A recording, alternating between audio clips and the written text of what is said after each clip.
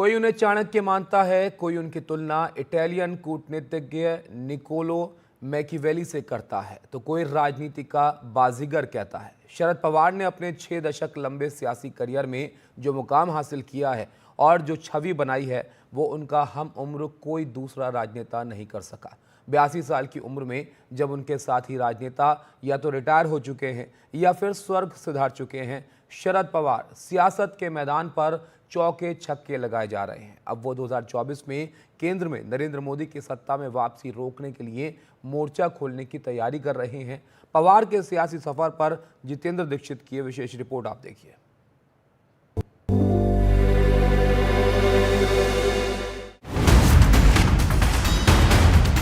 शरद पवार की अपनी पढ़ाई मराठी माध्यम के 3 अलग अलग स्कूलों से हुई थी। हमारा स्कूल 1954 में चालू हो गया। पवार साहब तब पहला स्टूडेंट है इस स्कूल का। गन्ना किसानों की ओर से चलाए जाने वाले शुगर कोऑपरेटिव्स में भी शरद पवार ने अपना दखल रखा। आज भी जब कोई सवाल उठते हैं कोऑपरेटिव शुगर फैक्ट्री या कोऑपरेटिव सेक्टर के लिए, तो शरद पवार को ही पूछते हैं सब। बारामती के बाहर बहुत कम लोगों को ये बात पता है कि शरद पवार भी एक हनुमान भक्त है। हनुमान जी की कृपा से उनको अपार यश मिलता है, ऐसी उनकी मान्यता।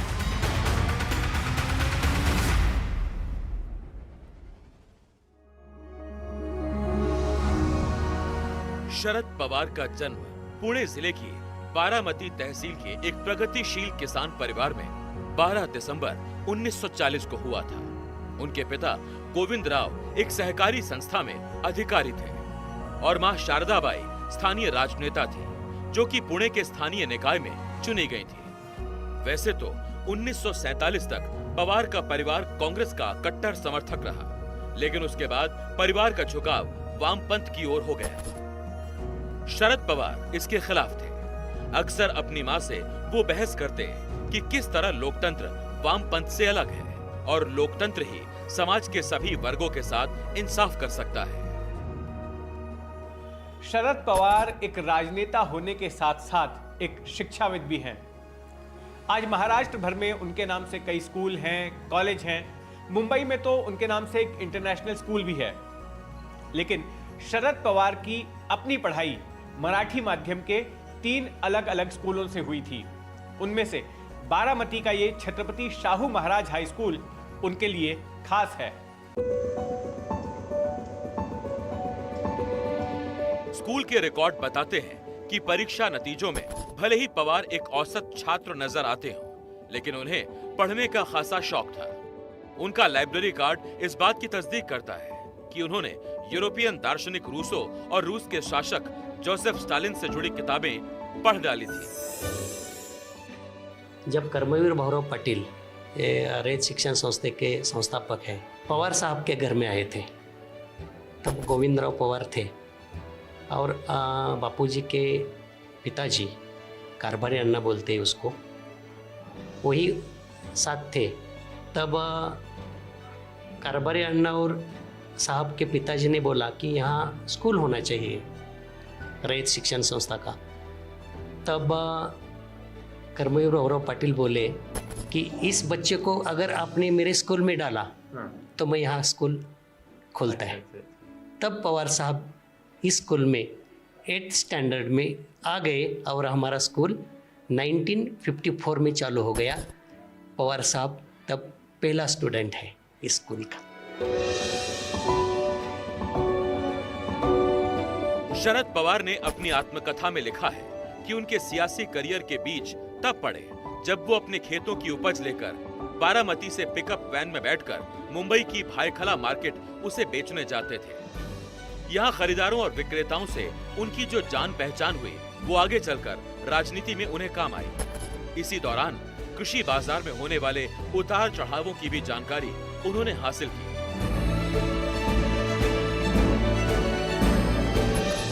ये सब उन्हें तब काम आया जब वो महाराष्ट्र के मुख्यमंत्री बने और जब आगे चलकर देश के कृषि मंत्री बने। पवार के राजनीतिक करियर की औपचारिक शुरुआत तब हुई जब वो महज 16 साल के थे। 1955 में पुर्तगालियों ने गोवा की आजादी के लिए संघर्ष कर रहे आंदोलनकारियों पर गोलियां चलाई और उन पर लाठीचार्ज किया।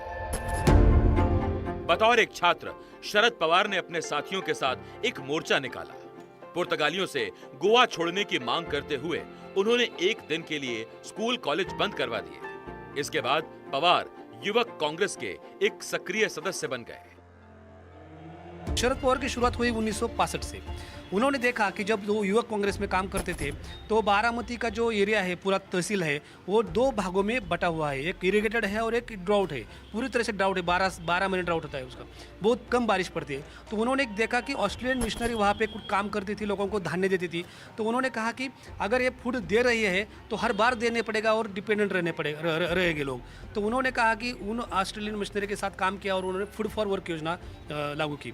उसके साथ उन्होंने बारामती में 200 तालाब खोदे कि जो बारामती के जो ड्राउट के गांव है उसके लिए बहुत ज़रूरत थी। वो वहाँ की जो उस वक्त की जो ये काम था ना, वो बहुत बड़ा था। शरद पवार के बारामती से राजनीतिक सफर के शुरुआत होने के साथ ही उनके सामने एक धर्म संकट खड़ा हो गया। दरअसल 1960 में बारामती में लोकसभा के उपचुनाव हुए।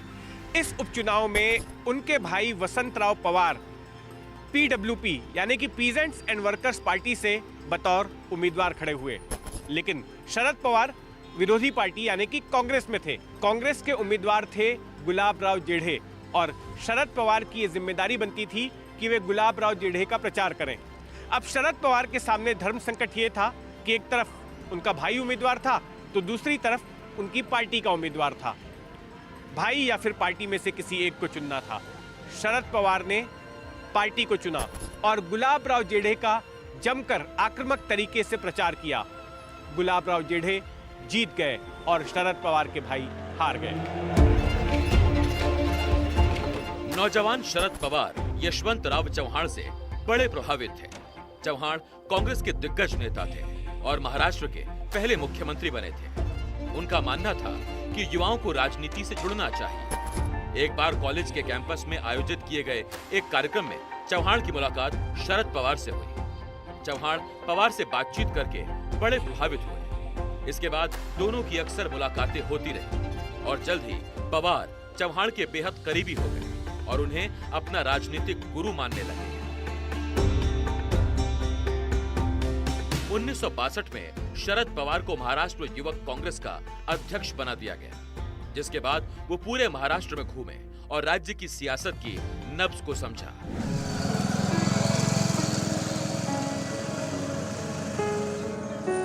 बारामती के काटेवाड़ी गांव में मौजूद इस हनुमान मंदिर का रिश्ता शरद पवार के राजनीतिक करियर की शुरुआत के साथ रहा है। छत्रपति शिवाजी के शासनकाल में संत रामदास की ओर से बनवाए गए इस मंदिर का जीर्णोद्धार पवार के परिवार ने ही करवाया। बीते चंद सालों से विधानसभा या लोकसभा चुनाव के दौरान बजरंगबली का जिक्र होते आया है, लेकिन बारामती के बाहर बहुत कम लोगों को ये बात पता है कि शरद पवार भी एक हनुमान भक्त हैं, लेकिन वो सार्वजनिक तौर पर अपनी हनुमान भक्ति का बखान नहीं करते। यहाँ के लोग बताते हैं कि 1967 में जब पहली बार शरद पवार ने विधानसभा का चुनाव लड़ा था तो उसके प्रचार की शुरुआत इसी हनुमान मंदिर में नारियल फोड़ कर की थी और उसके बाद से जब भी वो चुनाव लड़ते हैं तो उसके प्रचार की शुरुआत यहाँ हनुमान जी के दर्शन करने के बाद करते हैं। यही नहीं, शरद पवार की बेटी सुप्रिया सुले, उनके भतीजे अजीत पवार या पोते रोहित पवार भी अपने चुनाव प्रचार की शुरुआत इसी मंदिर में नारियल फोड़ कर करते हैं। जब जब कोई आवश्यकता होती थी तब तब पवार साहब उसकी परिपूर्ति करते थे, करते आए हैं। तो यहाँ उनका प्रचार जो होता है विधानसभा या संसद का, उनका आरंभ यहाँ से होता है। क्या उनकी ऐसी मान्यता है कि यहाँ पर प्रचार शुरू करने से विजय हासिल होती है? हो, उनकी ऐसी मान्यता है, उनकी अपार श्रद्धा है हनुमान जी पर। और यहाँ जब वो प्रचार आदरपूर्वक नारळ समर्पित करते हैं, हनुमान जी की कृपा से उनको अपार यश मिलता है।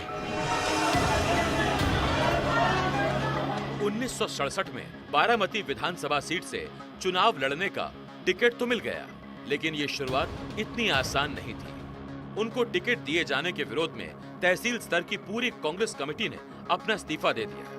पवार ने 35,000 वोट पाकर चुनाव जीत लिया। उनके प्रतिद्वंदी को महज 17,000 वोट ही मिल पाए। चुनावी राजनीति में ये पवार की धमाकेदार शुरुआत थी। इसके बाद अपने जीवन में वो कभी कोई चुनाव नहीं हारे। 1972 का चुनाव जीतने के बाद पवार महज 32 साल की उम्र में मंत्री बनाए गए और उन्हें गृह मंत्रालय जैसा अहम विभाग दिया गया। 1975 में इमरजेंसी लगने के बाद कांग्रेस पार्टी कई अलग अलग दलों में बंट गई। इंदिरा गांधी ने अपने धड़े के साथ कांग्रेस आई बनाई, जबकि यशवंतराव चौहान ने कांग्रेस एस। शरद पवार अपने गुरु यशवंतराव चौहान के साथ रहे। विधानसभा चुनाव में किसी को स्पष्ट बहुमत नहीं मिला। ऐसे में कांग्रेस आई और कांग्रेस एस ने गठबंधन कर लिया और वसंत दादा पाटिल के नेतृत्व में सरकार बनाई गई। उनकी कैबिनेट में पवार को उद्योग मंत्री बनाया गया। सरकार के कार्यकाल के दौरान दोनों पार्टियों के बीच आए दिन विवाद हो रहे थे और गठबंधन का ये प्रयोग विफल होता नजर आ रहा था। जनता पार्टी के नेता चंद्रशेखर ने गुपचुप शरद पवार से मुलाकात करके सरकार गिराने के लिए एक प्लान बनाया। इसकी भनक शरद पवार के गुरु यशवंतराव चौहान को लग गई। उन्होंने शरद पवार को हिदायत दी कि वो ऐसा कुछ ना करे जिससे सरकार को खतरा हो, लेकिन पवार नहीं माने।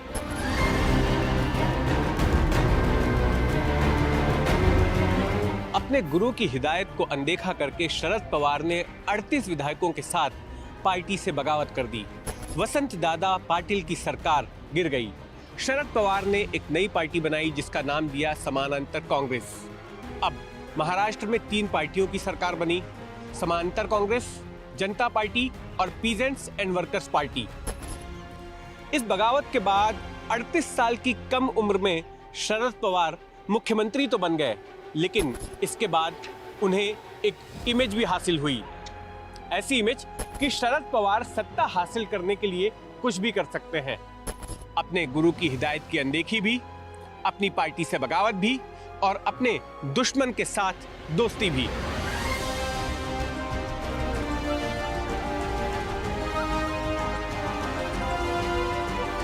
अपने सियासी करियर में शरद पवार ने कई बार ऐसा किया। 1984 में इंदिरा गांधी की हत्या के बाद जब उन्होंने देखा कि लोगों की सहानुभूति कांग्रेस आई के साथ है और उनकी दाल नहीं गलने वाली, तो पवार ने राजीव गांधी से समझौता करके अपने पार्टी का विलय कांग्रेस आई में कर दिया। बदले में उन्हें फिर एक बार महाराष्ट्र का मुख्यमंत्री बनने का मौका मिला।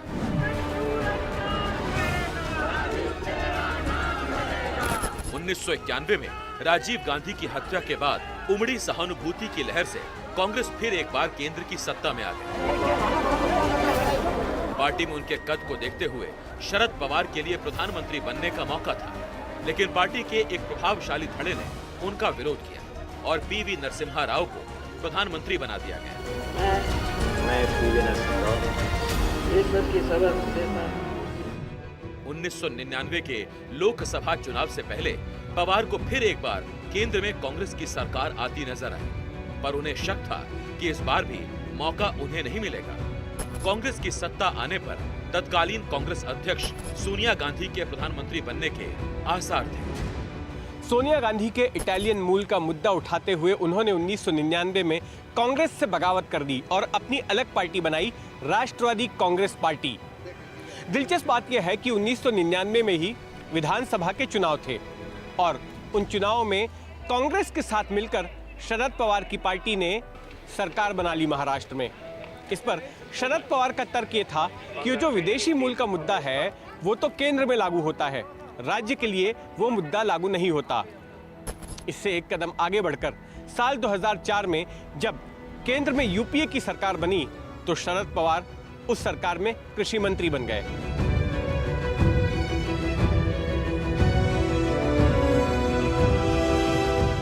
पवार को यू टर्न लेने का आधार ये मिला कि सोनिया गांधी ने प्रधानमंत्री बनने से इनकार कर दिया और मनमोहन सिंह को प्रधानमंत्री बनाया। कई लोग मानते हैं कि 1999 में कांग्रेस छोड़ना पवार की एक बड़ी चूक थी।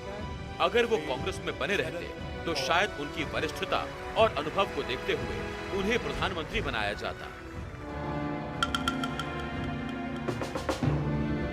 2004 में ही महाराष्ट्र विधानसभा चुनाव भी हुए, जिसमें पवार की एनसीपी को कांग्रेस से ज्यादा सीटें मिली। इसके बावजूद दोनों की गठबंधन सरकार बनने पर पवार ने मुख्यमंत्री पद कांग्रेस को दे दिया और उप मुख्यमंत्री पद अपनी पार्टी के पास रखा।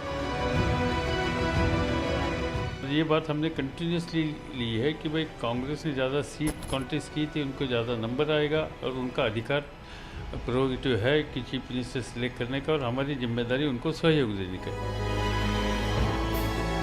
बदले में पवार ने केंद्र में कांग्रेस से एक मंत्री पद ज्यादा ले लिया। पहली नजर में देखने पर ऐसा लगता है कि अपनी पार्टी को मुख्यमंत्री पद से महरूम रखकर शरद पवार ने घाटे का सौदा किया, लेकिन ऐसा करके शरद पवार ने एक लंबी चाल चली थी। मुख्यमंत्री पद के सबसे प्रमुख दावेदार उन दिनों शरद पवार के भतीजे अजीत पवार भी थे, लेकिन उनके अलावा भी पार्टी में कई महत्वाकांक्षी नेताओं के गुट थे जो कि मुख्यमंत्री बनना चाहते थे। अगर वे अजीत पवार को मुख्यमंत्री बना देते तो फिर पार्टी में अंदरूनी कलह शुरू हो सकती थी। इसीलिए मुख्यमंत्री पद ठुकराकर उन्होंने चतुराई की चाल चली।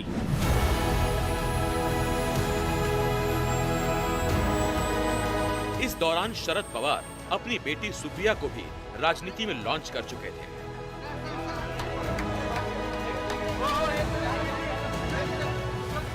इसके बाद पार्टी अंदरूनी तौर पर दो धड़ों में बंट गई। एक धड़ा अजीत पवार का समर्थक था तो दूसरा सुप्रिया का। शरद पवार ने हमेशा इन दोनों धड़ों के बीच टकराव की खबरों का खंडन किया। वो बार बार यही दोहराते कि सुप्रिया को केंद्रीय राजनीति की जिम्मेदारी सौंपी गई, जबकि अजीत पवार महाराष्ट्र की राजनीति देखेंगे। 2006 में सुप्रिया राज्यसभा की सांसद बनी और फिर 2009 से लगातार उस बारामती लोकसभा सीट से सांसद चुनी जाती रही, जहां से शरद पवार चुनाव लड़ते थे।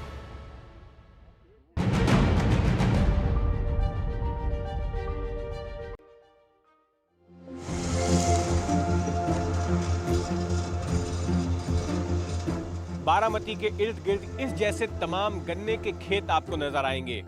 दरअसल बारामती पश्चिम महाराष्ट्र में आता है और यहाँ पर बड़े पैमाने पर गन्ने की खेती की जाती है और इसी वजह से इसे शुगर बेल्ट भी कहते हैं। यहाँ कई सारी चीनी की मिलें हैं। गन्ना किसानों की ओर से चलाए जाने वाले शुगर कोऑपरेटिव्स में भी शरद पवार ने अपना दखल रखा और उन्हीं के जरिए अपनी राजनीति को भी आगे बढ़ाया। सब बारामती महाराष्ट्र में अच्छा काम साहब ने किया है। गन्ने का और बाकी द्राक्ष एग्रो का फर्म है उनका केवीकी का फर्म है। उनके बहुत अच्छे रिजल्ट आए हैं। इतनी उम्र हो गई तरी उनने इस किसानों के लिए अपना पसीना बहाया है। खुद एक किसान परिवार से आए शरद पवार ये बखूबी जानते हैं कि ग्रामीण इलाकों के वोटरों पर पकड़ बनाए रखने के लिए किसानों का दिल जीतना जरूरी है। बारामती का कृषि विज्ञान केंद्र शरद पवार के इसी नजरिए की एक मिसाल है। 110 एकड़ में फैले इस कृषि विज्ञान केंद्र में खेती के लिए अत्याधुनिक तकनीक तैयार करने के प्रयोग होते हैं और आए दिन केंद्र की ओर से आयोजित कार्यक्रमों में किसानों को उनके काम की जानकारी दी जाती है। किसानों को पशुपालन और मुर्गी पालन व्यवसाय में भी मदद की जाती है। यहाँ पे किसानों के लिए डिफरेंट जो टेक्नोलॉजीज है उसका डिस्प्ले किया जाता है और टेक्नोलॉजी का प्रात्यक्षिक फार्मर फार्म पे किया जाते हैं। जैसे कि नई टेक्नोलॉजी डेवलप्ड बाय दी जो यूनिवर्सिटी है, उसके बाद उनका जो प्रात्यक्षिक है वो फार्मर के खेत में बताया जाता है। जो नया टेक्नोलॉजी है उसके बारे में टेक्नोलॉजी का ट्रेनिंग होता है। इसमें मुर्गी पालन का होगा, बकरी पालन का है, पशुपालन का है और तुम्हारा जो जैविक खाद के बारे में है और फर्टिलाइज़र के बारे में, नया सीड के बारे में, जो भी नई तकनीक है उसके बारे में यहाँ पे फार्मर को अवगत किया जाता है।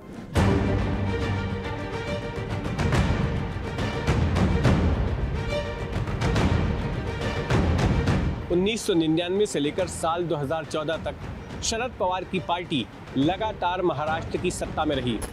केंद्र में भी उनकी पार्टी लगातार साल 2004 से लेकर 2014 तक सत्ता में थी। लेकिन साल 2014 के विधानसभा चुनाव के बाद शरद पवार ने एक ऐसा कदम उठाया जिसने कि सभी को अचंभित कर दिया और इसे उनकी एक गलती माना गया। लेकिन हकीकत में ये उनकी एक बड़ी चाल थी। 2014 के विधानसभा चुनाव से पहले शिवसेना बीजेपी का गठबंधन सीटों के बंटवारे के मुद्दे को लेकर टूट गया। चुनाव नतीजों में बीजेपी सबसे बड़ी पार्टी बनकर उभरी, लेकिन उसकी सीटें बहुमत के जादुई आंकड़े के करीब नहीं थी। ऐसे में विश्वास मत पर वोटिंग के दौरान पवार ने अपनी पार्टी एनसीपी को वोटिंग में शामिल न होने का फरमान निकाल दिया।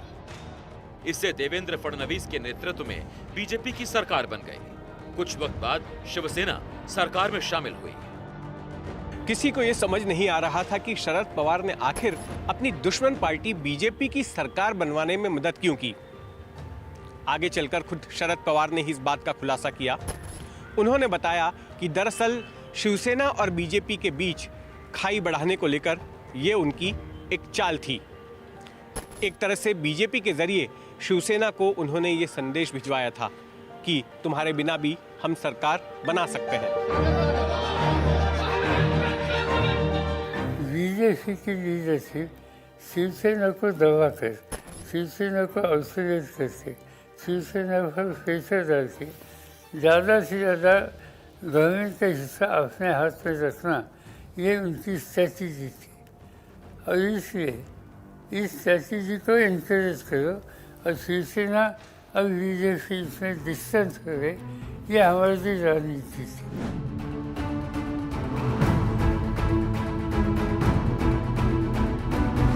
शरद पवार को 2014 में बीजेपी सरकार बनवाने की बड़ी कीमत चुकानी पड़ी।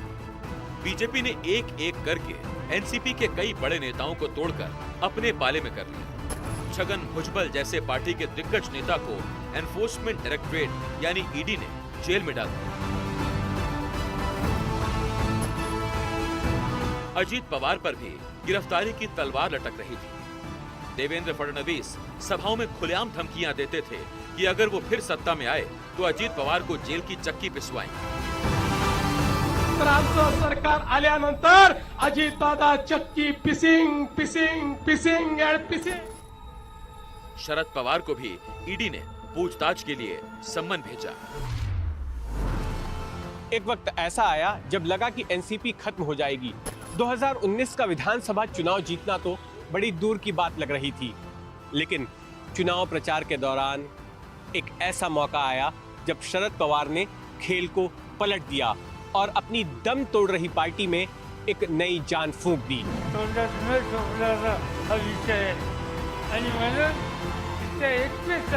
सतारा की एक चुनावी सभा में अचानक बारिश शुरू हो गई, लेकिन पवार ने भीगते हुए अपना भाषण जारी रखा।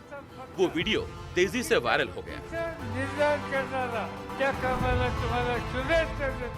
एक 79 साल के बुजुर्ग राजनेता के मौसम के साथ इस संघर्ष ने लोगों की भावनाओं को छुआ और एनसीपी पिछले चुनाव के मुकाबले 14 सीटें ज्यादा जीती।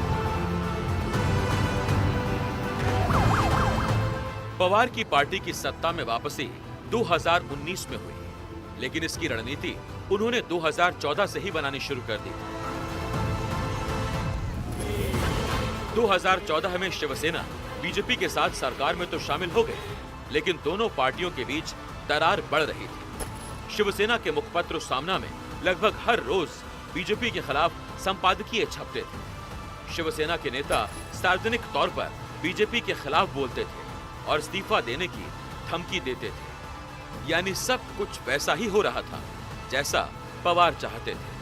अपने दो दुश्मनों का गठजोड़ उन्होंने कमजोर कर दिया था, उसमें फूट डाल दी थी। इसका फायदा उन्होंने 2019 के विधानसभा चुनाव के बाद उठाया। वो चुनाव बीजेपी और शिवसेना ने गठबंधन करके लड़ा था। चुनाव नतीजों के मुताबिक जनमत बीजेपी शिवसेना सरकार बनाने का मिला था। पवार की पार्टी एनसीपी तीसरे नंबर पर थी और कांग्रेस चौथे नंबर पर। तय था कि एनसीपी विपक्ष में बैठेगी, लेकिन इस बीच पवार ने कुछ ऐसा खेल खेला कि उनकी पार्टी तीसरे नंबर पर होते हुए भी सीधे सरकार में आ गए, और वो भी तमाम अहम मंत्रालय अपने पास रखते हुए। शरद पवार ने उद्धव की बीजेपी के प्रति नाराजगी का फायदा उठाया और उद्धव ठाकरे के मन में मुख्यमंत्री बनने के अरमान जगा दिए। पवार ने उद्धव से कहा कि अगर उद्धव चाहें तो वो मुख्यमंत्री बन सकते हैं, एनसीपी उनका समर्थन करेगी और कांग्रेस को भी मना लिया जाएगा। इसके बाद उद्धव ठाकरे ने मुख्यमंत्री पद की मांग को लेकर बीजेपी से गठबंधन तोड़ दिया और फिर 3 पार्टियों का गठबंधन बना, कांग्रेस, शिवसेना और एनसीपी का, और उद्धव ठाकरे उस गठबंधन के मुख्यमंत्री बने। उद्धव मुख्यमंत्री तो बन गए, लेकिन उसके पहले महाराष्ट्र में 35 दिनों तक बड़ा सियासी ड्रामा चला। 22 नवंबर 2019 की शाम नेहरू सेंटर में तीनों पार्टियों के बीच आयोजित मीटिंग में ये तय हो गया था कि उद्धव ठाकरे महाविकास आघाड़ी की ओर से मुख्यमंत्री बनेंगे। लेकिन अगली सुबह पूरा देश उस वक्त चौंक गया जब टीवी पर देवेंद्र फडणवीस मुख्यमंत्री पद की और अजीत पवार उप मुख्यमंत्री पद की शपथ लेते नजर आए। सभी को लगा कि ये भी शरद पवार का कोई सियासी दांव है, लेकिन हमेशा दूसरों को झटका देने वाले शरद पवार को खुद इस बार झटका लगा था। अजीत पवार ने उनकी पार्टी से बगावत कर दी थी, लेकिन जल्द ही शरद पवार ने महाविकास आघाड़ी को इस आपदा से बाहर निकाल लिया। उन्होंने एक प्रेस कॉन्फ्रेंस के जरिए ऐलान किया कि जो भी विधायक अजीत पवार के साथ गए हैं वो शाम होने तक वापस लौट आएं, नहीं तो उनके खिलाफ दल बदल कानून के तहत कार्रवाई की जाएगी। उनकी धमकी काम आई और ज्यादातर विधायक उसी शाम को वापस आ गए। और फिर तीसरे दिन अजीत पवार ने देवेंद्र फडणवीस के सामने हाथ खड़े कर लिए और कहा कि उनके पास पर्याप्त संख्या में विधायक नहीं है। 3 दिनों के भीतर ही देवेंद्र फडणवीस की सरकार गिर गई। सबसे बड़ी पार्टी होने के बावजूद बीजेपी को विपक्ष में बैठना पड़ा। ठाकरे सरकार में एनसीपी से उप मुख्यमंत्री अजित पवार बने और गृह विभाग समेत कई अहम मंत्रालय एनसीपी को मिले। शरद पवार भले ही इस सरकार का हिस्सा नहीं थे, लेकिन सरकार का रिमोट कंट्रोल उन्हीं के पास था। सियासी हलकों में उन्हें महाराष्ट्र का अघोषित मुख्यमंत्री माना जाता था। जून 2022 में शिवसेना में बगावत हुई और ठाकरे सरकार गिर गई और बागी नेता एकनाथ शिंदे बीजेपी की मदद से मुख्यमंत्री बन बैठे। शरद पवार की पार्टी न केवल सत्ता से बाहर हुई, बल्कि उनके सामने अब पार्टी टूटने का खतरा भी मंडरा रहा था, क्योंकि सियासी गलियारों में इस तरह की चर्चा होने लगी कि अजीत पवार फिर एक बार पार्टी से बगावत कर सकते हैं और बीजेपी के साथ हाथ मिला सकते हैं। ऐसे में शरद पवार ने अपने इस्तीफे वाला दांव चला।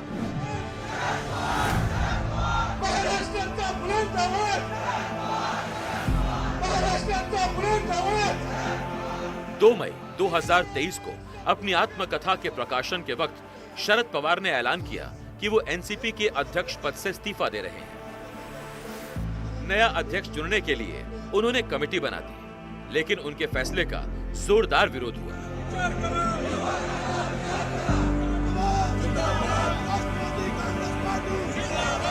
सिर्फ अजीत पवार को छोड़कर सभी ने मांग की कि पवार अपना इस्तीफा वापस लें। पवार के दफ्तर के बाहर कार्यकर्ता अनशन पर बैठ गए। किसी ने खून से उन्हें चिट्ठी लिखी तो किसी ने खुद पर तेल छिड़ककर आत्मदाह की कोशिश की। कमेटी ने भी प्रस्ताव पारित किया कि वो अपना इस्तीफा वापस लें। आखिर 4 दिनों तक चले ड्रामे के बाद पवार ने अपना इस्तीफा वापस ले लिया।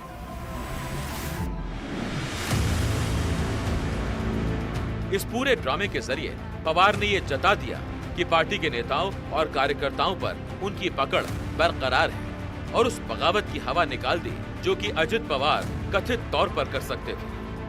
कि अजित पवार जी ने जिस तरह से कुटुंब में ही, फैमिली में ही दरार जाहिर की, तो वो भी लोगों को पसंद नहीं आया। ये सिर्फ बारामती का वोटर नहीं था, इंदापुर का था, बोहर का था, वेल्हे का था, दौंड का था, पुरंदर का था। तो पूरी तरह से ये लोग हैं तो 2-3 फैक्टर पे काम कर रहे थे कि अजित पवार जी ने बहुत काम किया तो किया, लेकिन अजित पवार सिर्फ सत्ता के लिए बाहर गए हैं, ये लोगों को पसंद नहीं पड़ा। जुलाई 2023 को शरद पवार को उस वक्त बड़ा झटका लगा जब भतीजे अजित पवार ने फिर एक बार बगावत करके पार्टी को दो फाड़ कर दिया। वो महायुति सरकार में शामिल हो गए, जहां उन्हें उप मुख्यमंत्री बनाया गया और वित्त मंत्रालय भी दिया गया। शरद पवार के कई भरोसेमंद नेता जैसे छगन भुजबल, प्रफुल्ल पटेल और दिलीप वलसे पाटिल ने उनका साथ छोड़ दिया। चुनाव आयोग और विधानसभा स्पीकर ने अजित पवार के गुट को ही असली एनसीपी होने की मान्यता दे दी और पार्टी का चुनाव चिन्ह घड़ी भी अजित पवार को मिल गया। इतने बड़े झटके के बाद भी शरद पवार भतीजे अजित पवार को पटखनी देने में कामयाब रहे। शरद पवार ने पार्टी का नया नाम रखा, एनसीपी शरद चंद्र पवार, और उन्हें तुतारी बजाता आदमी बतौर चुनाव चिन्ह मिला। लोकसभा चुनाव में शरद पवार की पार्टी ने 8 सीटें जीती, जबकि अजित पवार सिर्फ 4 सीट जीत पाए। यहां तक कि अजित पवार की पत्नी सुनेत्रा पवार को शरद पवार की बेटी सुप्रिया सुले ने बारामती सीट से हरा दिया। लोकसभा चुनाव में भद्द पिटने के बाद से शरद पवार को छोड़कर अजित पवार के साथ जाने वाले नेता वापस शरद पवार के पास लौटने लगे। शरद पवार के लंबे सियासी करियर के दौरान बहुत कम बार ऐसा हुआ है कि उनका कोई दांव चूका हो। वे खुद तो कभी चुनाव नहीं हारे, लेकिन ऐसे वक्त में भी वे अपनी पार्टी को सत्ता में लाने में कामयाब रहे हैं, जबकि जनमत उनके विपक्ष में बैठने का रहा हो। अब शरद पवार एक बड़ा दांव चलने वाले हैं। साल 2024 के महाराष्ट्र विधानसभा चुनाव के दौरान राज्य की महायुति सरकार को सत्ता से बाहर करने के लिए ये देखना दिलचस्प होगा कि क्या इस दांव में उनको कामयाबी मिल पाती है। कैमरामैन राजेंद्र दयालकर के साथ जितेंद्र दीक्षित, एनडीटीवी।